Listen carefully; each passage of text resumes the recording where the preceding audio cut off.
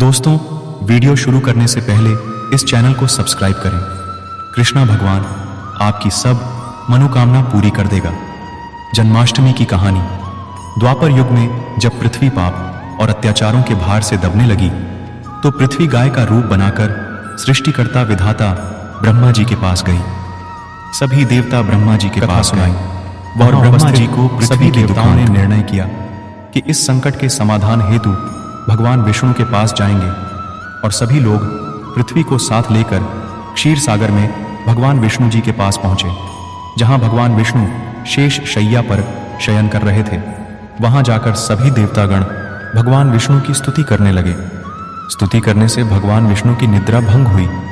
तब भी विष्णु जी ने सबसे आने का कारण पूछा। तब दीनवाणी से पृथ्वी बोली, महाराज, संपूर्ण भूमंडल पाप और अत्याचारों से घिर गया है, और पृथ्वी इन पाप और अत्याचारों के भार में दबने लगी है। इसलिए कृपा करके इस संकट का निवारण करें। यह सुनकर भगवान बोले, मैं ब्रजमंडल में वसुदेव गोप की भार्या कंस की बहन देवकी के गर्भ से जन्म लूंगा। इसलिए तुम ब्रजभूमि में जाकर यादव कुल में अपना शरीर धारण करो।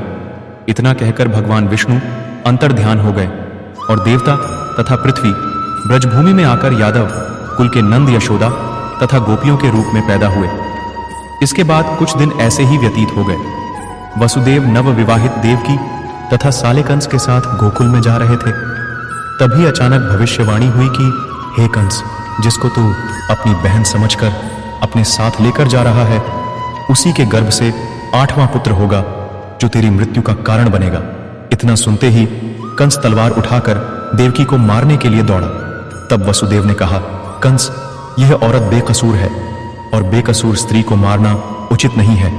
इसलिए जब भी देवकी के गर्भ से पुत्र का जन्म होगा, तो पैदा होते ही मैं आपको अपनी सब संतान दे दूंगा, तो आपको कौन मारेगा? कंस ने उनकी बात मान ली और वसुदेव तथा देवकी को ले जाकर जेल में बंद कर दिया। जब भी देवकी के पुत्र होता, तो कंस उन्हें मार देता। देवकी के साथ पुत्र मारे जाने के बाद 8वें गर्भ की बात कंस को मालूम हुई। इस बात का पता चलते ही कंस ने देवकी और वसुदेव को विशेष कारागार में डलवाकर पहरा लगवा दिया।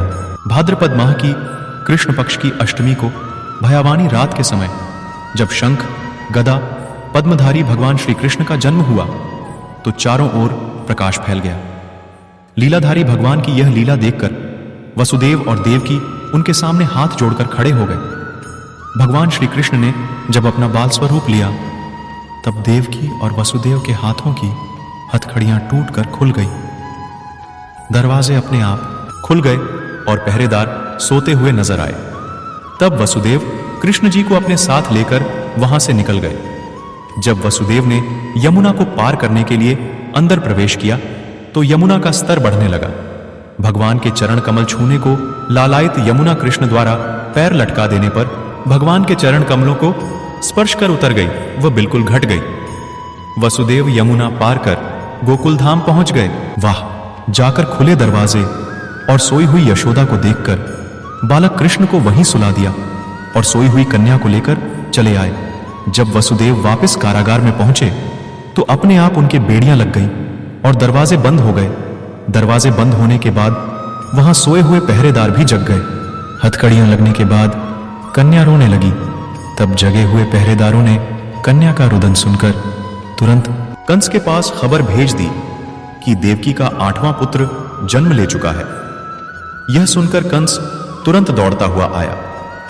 जब कंस ने कन्या को हाथ में लेकर पत्थर पर पटकना चाहा, तो कन्या हाथ से छूटकर आकाश में उड़ गई और साक्षात देवी के रूप में प्रकट होकर बोली, हे कंस, तुम्हें मारने वाला तो गोकुल में पहले ही पैदा हो चुका है। पापी कंस अब वही तुम्हारा वध करेगा।